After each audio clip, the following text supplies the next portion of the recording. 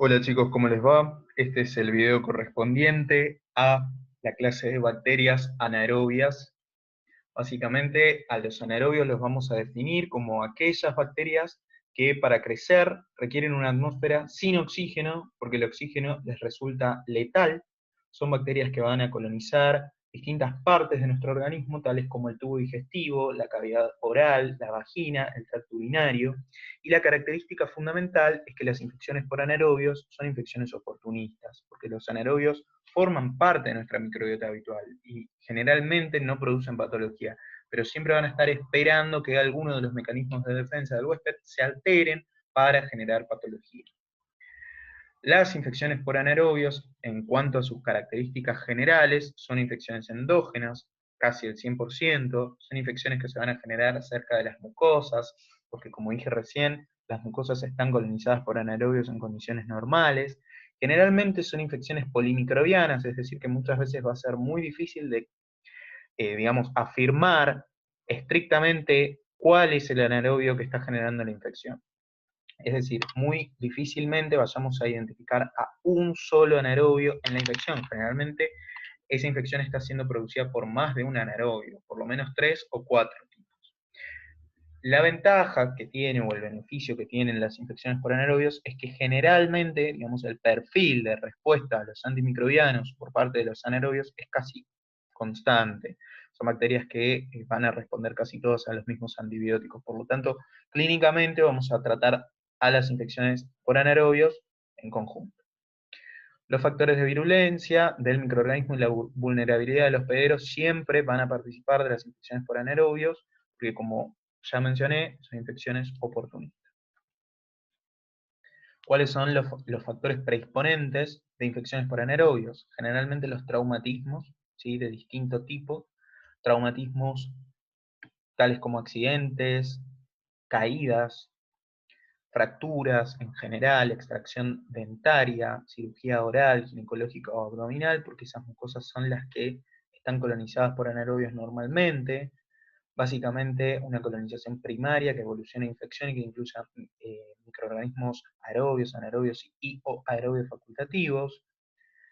La diseminación de estas bacterias a múltiples órganos y tejidos, incluyendo capilares finos, porque básicamente cuando estas bacterias alcanzan sitios que están poco irrigados, sitios que no tienen una gran vascularización, encuentran en ellos condiciones favorables para su crecimiento, el sinergismo con bacterias aerobias y la disminución del potencial de reducción. Esto es muy importante porque son básicamente características que a ustedes en algún tejido los tienen que hacer sospechar de una infección por anaerobios. Generalmente en la piel y en las partes blandas, porque básicamente van a ser los tejidos donde eh, todas estas características van a ser más evidentes. Mordeduras, ¿sí? Muy importante cubrir anaerobios, cubrir con antibióticos a un paciente que consulta por una mordedura, ¿sí? Ya sea de humano, ya sea de perro, de lo que sea, ¿sí? El antibiótico que le tengo que administrar siempre tiene que cubrir anaerobios. Es muy común, es un error bastante común ver cómo hay médicos que tratan a pacientes que han sufrido una mordedura por perro o mordedura de un humano mismo, ser tratados con antibióticos que no cubren anaerobios. Eso es un error grave, ¿sí? Cirugías, extracciones dentales, abscesos, la presencia de abscesos. Los abscesos son sitios donde, digamos, que están mal irrigados, donde hay poco oxígeno, ¿sí? Básicamente son sitios que los abscesos siempre tienen que tener también tratamiento que incluya a los anaerobios. Es otro error ver pacientes que tienen abscesos odontógenos, abscesos amigdalinos, periamigdalinos, que están siendo tratados solamente con antibióticos que cubren bacterias aerobias. Ese es otro error. Infección en proximidades de mucosas. Cuando en esa infección vemos gas, vemos una coloración muy negruzca, sentimos un olor fétido, vemos abscesos, necrosis tisular, isquemia, básicamente todas esas características superficiales nos tienen que hacer pensar en una infección por anaerobios.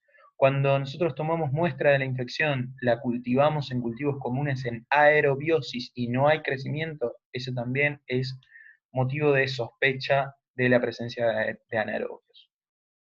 Un dolor intenso a pesar de que no tenga crepitación, un dolor intenso que sea excesivo para la lesión que la persona está sufriendo.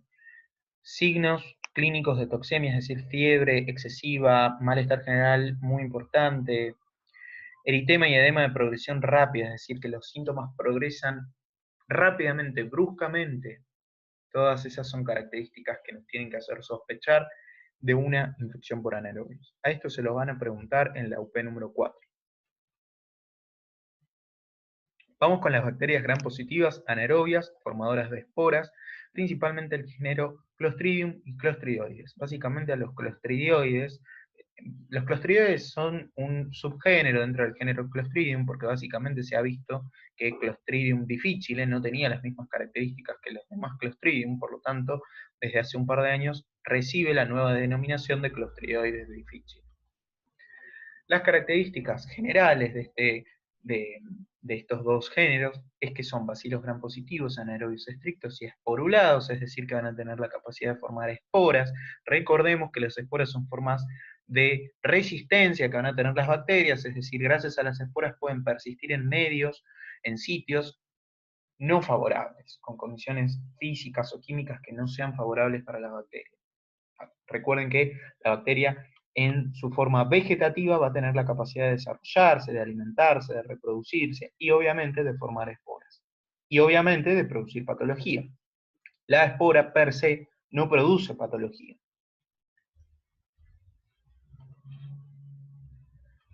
Empezamos con Clostridium perfringens. Clostridium perfringens es una bacteria que lo que va a hacer básicamente es colonizar tanto al ser humano como a animales, generalmente en el tubo digestivo, las esporas se pueden encontrar en el medio, y la característica es que va a haber distintos tipos de Clostridium perfringens, como acá les puse, hay 5 tipos, A, B, C, D y E, en función de la producción de 4 toxinas, alfa, beta, epsilon e iota. La toxina alfa es la encargada de producir hemólisis, es una toxina que va a estar presente en los 5 tipos de Clostridium perfringens. La toxina epsilon es una enterotoxina, porque lo que va a hacer básicamente es aumentar la permeabilidad de la pared del tubo digestivo. Fíjense, cuando nosotros decimos aumenta la permeabilidad de la pared del tubo digestivo, hace referencia a que ese tubo digestivo va a perder líquido hacia la luz. Es decir, que lo que va a generar es una diarrea, pero una diarrea acuosa, no una disentería, ¿sí? En cambio, cuando yo digo toxina beta, la toxina beta lo que va a generar es necrosis a nivel del yeyuno. Eso clínicamente se va a traducir como una disentería. La toxina iota tiene actividad necrosante también y de incrementar la permeabilidad vascular, o sea, combina a las dos anteriores. Luego vamos a tener a la enterotoxina, que también lo que va a generar es una alteración de la permeabilidad de la pared del tubo digestivo. Clostridium perfringens de tipo A habita con frecuencia el aparato digestivo de los humanos y de los animales, también puede hallarse en el suelo. Recuerden que las esporas en general pueden sobrevivir durante tiempos prolongados, en condiciones adversas y demás. Clostridium perfringens de tipo A es el mayormente implicado dentro de los 5 tipos de Clostridium perfringens con lo que tiene que ver con las infecciones del ser humano. ¿Qué infecciones va a generar Clostridium perfringens? Infecciones en piel y partes blandas. Cuando nosotros decimos infecciones de piel y partes blandas producidas por anaerobios, siempre hablamos de infecciones graves. Pueden ser celulitis, pueden ser fascitis, pueden ser miositis. Generalmente vamos a agregar el nombre de necrosante, porque son bacterias que van a tener la capacidad de producir mucha hemólisis y mucha necrosis. Entonces, celulitis necrosante, fascitis necrosante, miositis necrosante. Recuerden que la celulitis, fascitis y miositis típica, común o básica es producida por Streptococcus o por Staphylococcus, es decir, cocos gram positivos. Cuando a estas infecciones se les agregan los anaerobios, se convierten en infecciones muy, muy graves. Fíjense que las características que vamos a encontrar en las infecciones de piel y partes blandas producidas por anaerobios son similares a las que mencioné en un principio como características generales de las infecciones de piel y partes blandas producidas por anaerobios, que es lo que a ustedes les van a preguntar en la UP número 4, de esta persona que tiene una lesión en la piel y en las partes blandas porque tuvo un traumatismo. En esta persona nosotros lo que nos tenemos que fijar básicamente es que los pulsos periféricos estén viables, porque la falta de pulsos periféricos me está hablando de una falta de irrigación en el miembro. Esa falta de irrigación en el miembro me hace referencia, me hace pensar en que ese miembro está recibiendo poco oxígeno. La falta de oxígeno predispone al desarrollo de anaerobios. Además de que recuerden que esta persona tuvo un traumatismo. Los traumatismos predisponen a las infecciones por anaerobios.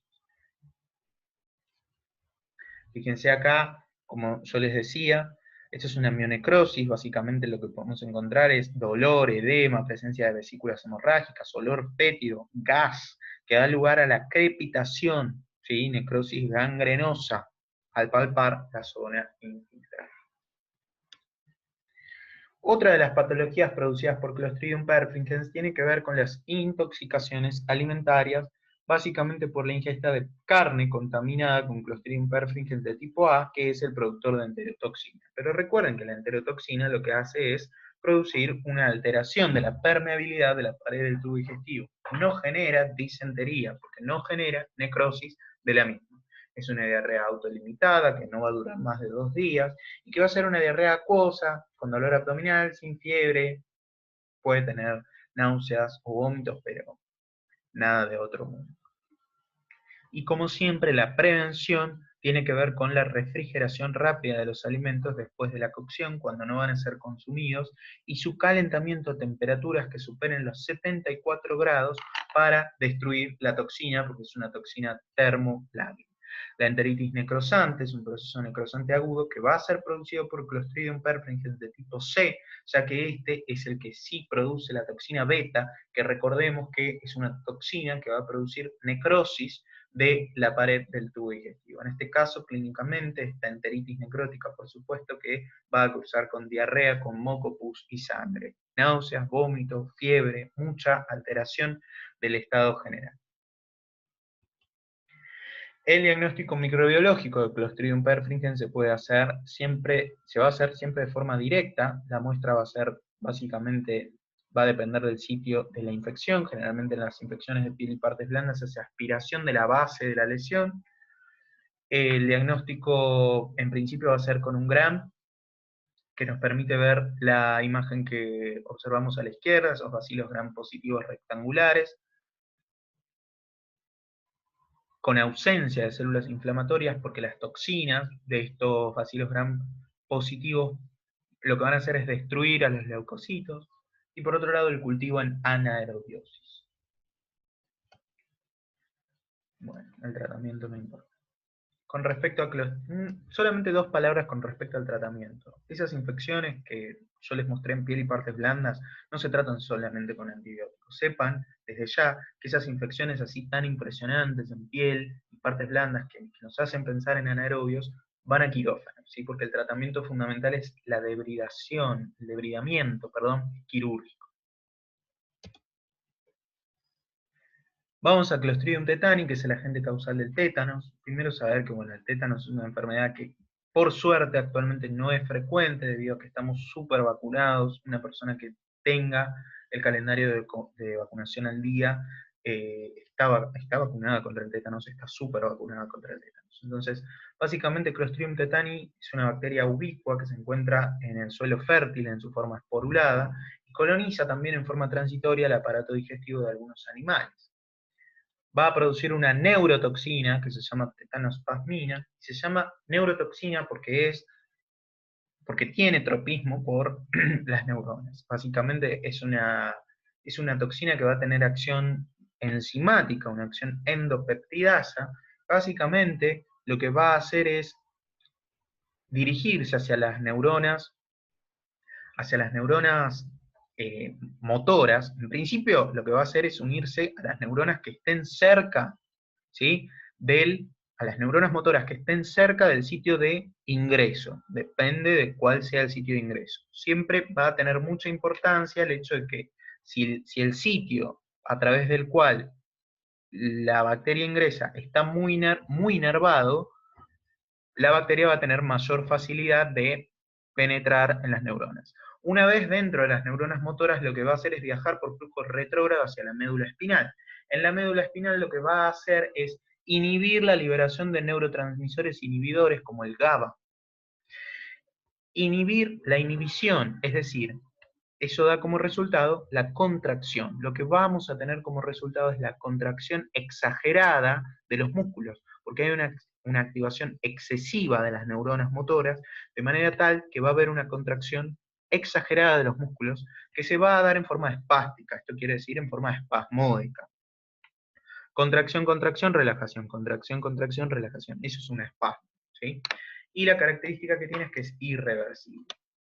Básicamente hay tres grandes formas clínicas de presentación del tétanos: el tétanos generalizado, el tétanos localizado y el tétanos neonatal. El tétanos generalizado era o solía ser lo más frecuente. Fíjense, hay algunas formas de manifestación clínica. Lo que tenemos arriba es lo que se conoce como trismus. El trismus es la imposibilidad de abrir la boca debido a que hay una contracción excesiva de los músculos masseteros. La famosa risa sardónica, también relacionada con la contracción exagerada de los músculos faciales. Lo que se ve abajo es la posición de opistótonos debido a que una contracción exagerada de la musculatura axial, de la musculatura paravertebral, una contracción exagerada de la misma. De manera tal que la persona adquiere esta forma de C con concavidad posterior, ¿sí? El tétanos localizado básicamente hace referencia a la afectación por tétanos de una parte puntual del organismo, generalmente de la musculatura que rodea al sitio de la inoculación de la bacteria a nuestro organismo, y el tétanos neonatal está relacionado con la contaminación del cordón umbilical. El diagnóstico del tétano se hace mediante la clínica. Básicamente, ¿por qué? Porque el cultivo es muy difícil, porque es una bacteria muy sensible a la presencia de oxígeno, y además porque con frecuencia se desconoce el foco primario de la infección. Sería posible hacer la búsqueda de la toxina en sangre, pero lo que ocurre es que esta toxina penetra rápidamente en las neuronas, se internaliza rápidamente de manera tal que no es detectable en la sangre. Bueno, acá está lo que yo les decía en un principio, es una enfermedad infrecuente debido a que estamos muy vacunados frente al tétanos. Fíjense que tanto la quíntuple como la cuádruple bacteriana, como la triple bacteriana celular y acelular y la doble bacteriana son vacunas que van a contar con profilaxis antitetánica. Clostridoides difficile, como les había dicho en un principio, ex Clostridium difficile, es una bacteria que forma parte de la microbiota habitual del tubo digestivo, va a generar diarrea, ¿sí? Básicamente hay dos grandes formas de contraer la enfermedad por Clostridium difficile. Una de ellas es por la toma de antibióticos, porque básicamente lo que hacen estos antibióticos es barrer la microbiota habitual sin barrer a Clostridioides difficile de la misma, de manera tal que éste sufre un sobrecrecimiento, ¿sí? Porque como les había dicho, es una bacteria que forma parte de la microbiota habitual. La otra forma es contaminarse, ¿sí? Infectarse a partir del contacto con las esporas de Clostridioides difficile que se encuentran diseminadas en el medio intrahospitalario. Pero bueno, en ambos casos lo que va a generar es diarrea, es una diarrea intrahospitalaria, que puede ir desde una diarrea leve hasta una colitis pseudomembranosa grave que pone en peligro la vida. Acá está lo que les había dicho recién, las dos formas distintas de tener la infección, y hay distintos factores que están asociados, factores predisponentes de la infección por Clostridium, o Clostridioides, perdón, difíciles, que son la inmunodepresión, el cáncer, la edad superior a 65 años, la hospitalización prolongada, la cirugía y la enfermedad gastrointestinal. Bueno, acá tenemos las toxinas que son producidas por esta bacteria, y lo que hacen básicamente es generar un aumento de la permeabilidad de la pared intestinal, generando la diarrea, y otro de sus factores de virulencia importantes, obviamente, es la formación de las esporas. Esto es una colitis pseudomembranosa. Básicamente lo que hace esta bacteria es generar úlceras a nivel de la pared del colon, Estas úlceras luego se revisten de fibrina, formando estas pseudomembranas blanco-amarillentas, medio verdosas. El cuadro clínico es de disentería, es un cuadro clínico con un estado séptico muy importante, fiebre, mucho malestar general, diarrea muy voluminosa, eh, muy importante volumen, pero por suerte que responden muy bien a los antibióticos. Bueno, como les había comentado, en la mayor parte de los casos, las colitis pseudomembranosas por clostridioides difíciles se producen como efecto adverso del consumo de antimicrobianos, principalmente la clindamicina. El diagnóstico de clostridioides difíciles se hace a partir del GRAM o del coprocultivo. Eso sería lo que se podría hacer. Pero lo que más se hace, y lo que les van a preguntar, es la búsqueda de las toxinas en las heces mediante el método de ELISA. ¿Por qué el coprocultivo positivo no sería una forma de diagnosticar la colitis pseudomembranosa por Clostridium difficile? Porque básicamente si yo tengo un paciente que tiene una colitis pseudomembranosa y el coprocultivo me da positivo, yo no estoy afirmando que su enfermedad esté siendo producida por esta bacteria, porque esta bacteria puede formar parte de la microbiota habitual. El tratamiento se hace. Si se produjo la enfermedad por efecto adverso de la administración de clindamicina o ampicilina, retirar la clindamicina o la ampicilina, y de otra forma se puede tratar con antibióticos tales como la vancomicina o el metronidazol. Clostridium botulinum es la bacteria que genera el botulismo, es una bacteria que puede producir obviamente esta toxina botulínica, hay distintos tipos, A, B, C, D, F, G. Las que producen enfermedad en humanos es básicamente A, B, E y F. La toxina botulínica también es una neurotoxina, similar a la toxina tetánica, que también va a tener actividad enzimática de endopeptidasa, pero acá la patogenia es distinta. En el tétanos habíamos dicho que lo que se producía era una eliminación, una destrucción de proteínas que estaban relacionadas con la liberación de los neurotransmisores inhibidores, o sea, hay una falta de inhibición. Acá existe lo opuesto, hay una destrucción de proteínas que favorecen la liberación de acetilcolina. La acetilcolina es el principal neurotransmisor estimulador de la contracción, o sea, acá hay una falta de contracción, por lo tanto, mientras en el tétanos teníamos una parálisis espástica por exceso de contracción, por falta de inhibición, acá tenemos una parálisis flácida porque hay falta de acetilcolina, falta de neurotransmisión excitatoria, falta de contracción.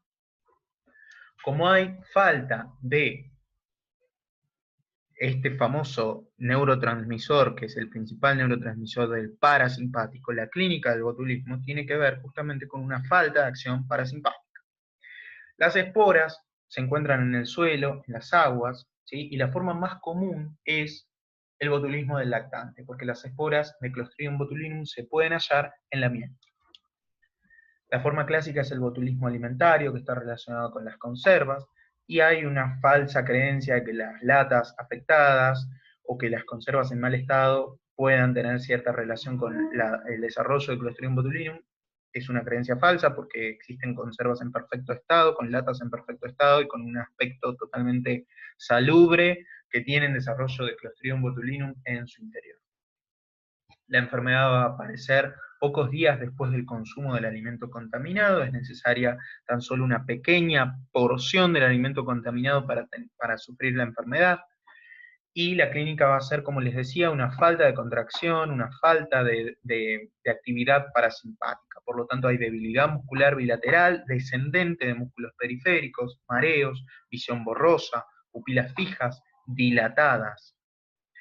Serostomía o sequedad bucal, estreñimiento, porque recuerden que el parasimpático estimula la contracción del tubo digestivo, así como estimula la secreción de las glándulas salivales. Dolor abdominal, no hay fiebre, y si el botulismo afecta al diafragma, vamos a observar parálisis respiratoria y muerte.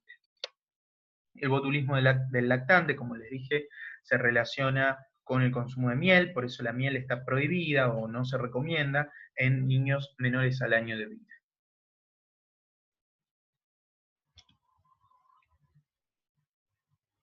El botulismo de las heridas es otra forma clínica de la enfermedad. Básicamente la clínica es la misma, pero se produce a partir de heridas, en vez de producirse a partir del consumo de alimentos contaminados. El diagnóstico se hace mediante el cultivo de la muestra tomada en medios anaerobios enriquecidos, calentados durante 10 minutos y demás. Básicamente, también lo que se puede hacer es buscar la toxina en suero, en las heces, en los jugos gástricos, en las heridas del paciente. Esta sería la forma más usada para el diagnóstico de botulismo, pero es una enfermedad poco frecuente, por suerte. Bueno, y acá también vamos a tener, así como tenemos una antitoxina tetánica, que es ese famoso suero antitetánico, acá también vamos a tener un suero antitoxina botulínica. Siempre para estas patologías es muy importante el tratamiento inmediato, porque la toxina, tanto tetánica como botulínica, se internaliza rápidamente. Rápidamente se internalizan las neuronas y una vez dentro, los anticuerpos no van a generarle nada. Porque recuerden que los anticuerpos forman parte de la respuesta inmunológica adaptativa humoral, es decir, van a actuar en los humores, en la sangre, en el intersticio, nunca en el intracelular. Pasamos rápidamente a las bacterias gram negativas anaerobias. Hay distintos géneros, básicamente son bacterias que van a colonizar vía aérea, aparato genital, aparato urinario, aparato digestivo. Bacteroides, Fusobacterium, básicamente son múltiples los géneros de bacterias anaerobias gram negativas, tanto bacilos como cocos, ¿sí? Recuerden que las infecciones por por anaerobios son polimicrobianas, es decir, nunca vamos a tener un informe de un microbiólogo que nos diga, tenés una infección por porfiromonas, exclusivamente. O sea, eso es muy raro. Hay algunos gram negativos anaerobios que pueden tener ciertas características puntuales, tales como el género Bacteroides, hay múltiples especies y subespecies, el más llamativo es Bacteroides fragilis, porque son básicamente bacterias que van a formar parte de muchos sitios de nuestro organismo, constituyendo la microbiota habitual. Otros géneros son generalmente exigentes nutricionalmente, pueden ser muy chiquitos, tales como las porfiromonas, los prebotelas, otros son más grandes y alargados, como los fusobacterium. En general no tienen características muy puntuales, por eso no he desarrollado un gran apartado al respecto de esto. Tienen factores de virulencia similares a los de otras bacterias. Y las manifestaciones clínicas van a ser infecciones pararrespiratorias y de espacios del cuello, como les mencionaba anteriormente, abscesos odontógenos, abscesos periamigdalinos, sinusitis, otitis. Siempre son bacterias que se van a desarrollar en sitios periorificiales, cercanos a mucosas, donde hay desarrollo de anaerobios, donde los anaerobios forman parte de la microbiota habitual, y obviamente en abscesos. Recuerden que los abscesos son sitios donde no llega la sangre, ¿sí? No llega bien el antibiótico, no llega bien la sangre, no hay mucho oxígeno, ¿sí? Otras infecciones son las infecciones intraabdominales, las infecciones ginecológicas, siempre son infecciones polimicrobianas. Infecciones de piel y partes blandas, siempre o generalmente por mordeduras o por la contaminación de una superficie traumatizada. Es muy raro tener una infección por anaerobios en la piel y en las partes blandas de forma espontánea. Bacteriemias, gastroenteritis. El diagnóstico se puede hacer por la tinción, o sea, por la observación directa. Hay dificultad porque básicamente este grupo de bacterias se tiñe débilmente, pero el hallazgo de bacilos gram negativos pleomorfos irregulares puede aportar información valiosa, porque probablemente yo los veo al gram, no los veo al cultivo. Entonces digo, bueno, hay algo que en el cultivo en anaerobiosis no estoy viendo. Voy a cultivar en anaerobiosis y ahí probablemente sí los encuentre.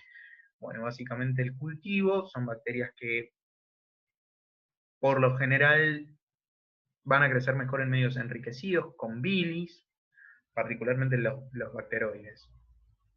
Pero siempre lo más importante es saber que estos cultivos hay que hacerlos en anaerobiosis, no en aerobiosis. Después tenemos a las bacterias gram positivas anaerobias, pero no formadoras de esporas.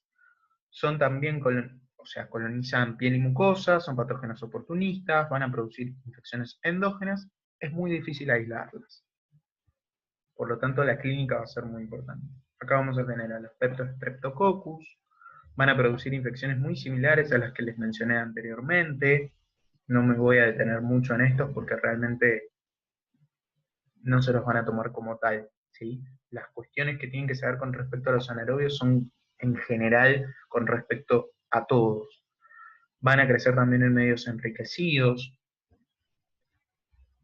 Los bacilos gram positivos anaerobios, no formadores de esporas del género Actinomyces. Con respecto a Actinomyces, lo único que tienen que saber y que no se los van a preguntar, pero lo único en donde van a escuchar Actinomyces mencionado, las bacterias del género Actinomyces, principalmente Actinomyces israeli, se asocian a infecciones crónicas granulomatosas en el útero de mujeres usuarias de DIU, ¿sí? Las infecciones asociadas a los DIU son producidas por Actinomyces israeli, producen una infección muy importante, crónica y granulomatosa del útero, que muchas veces deviene en la histerectomía.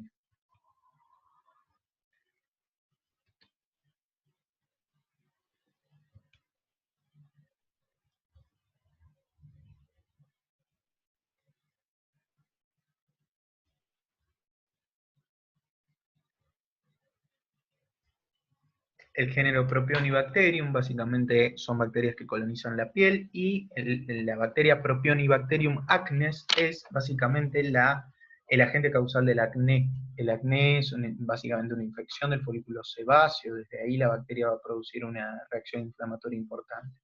Fíjense que el acné no está relacionado con la eficacia de la limpieza de la piel, debido a que las lesiones se forman en el interior de los folículos sebáceos. Se tratan con peróxido de benzoilo, fíjense que no es ni siquiera un antibiótico, y otros antibióticos. ¿Sí? Propionibacterium acnes también puede producir bacteriemias, y es una bacteria que puede afectar a prótesis, es decir, tiene cierto tropismo por estructuras que son de plástico, tales como las válvulas cardíacas, las prótesis articulares, los catéteres, etc. Y bueno, las bacterias del género Mobiluncus son bacterias anaerobias, gram variables, es decir, que pueden a veces verse como gram positivos, a veces como gram negativos, que forman parte del grupo GAM. ¿eh? El grupo GAM es Gardnerella anaerobios Mycoplasma mobiluncus, y son básicamente las bacterias que forman parte de esa famosa vaginosis bacteriana, que es ni más ni menos que un desbalance de la microbiota habitual normal vaginal, cuando estas bacterias Gardnerella anaerobios Mycoplasma mobiluncus crecen más que los lactobacillus en la vagina, se produce este desbalance que a la mujer le puede generar una clínica bastante molesta, con la formación de este flujo que es blanquecino, que pincela las paredes de la vagina, que es molesto, que puede ser oloroso, puede tener un olor fétido, desagradable. Y que el diagnóstico se hace con un gram, se hace con la medición del pH vaginal, se hace con la clínica de la paciente, y con la observación en fresco. Esta es una famosa Clucel, que es una célula epitelial vaginal que se ve tanto a la observación en fresco como a la observación por tinción del flujo vaginal. Básicamente es una célula epitelial vaginal tachonada, ¿sí? Los bordes son bordes que no están enteros, están tachonados con bacterias.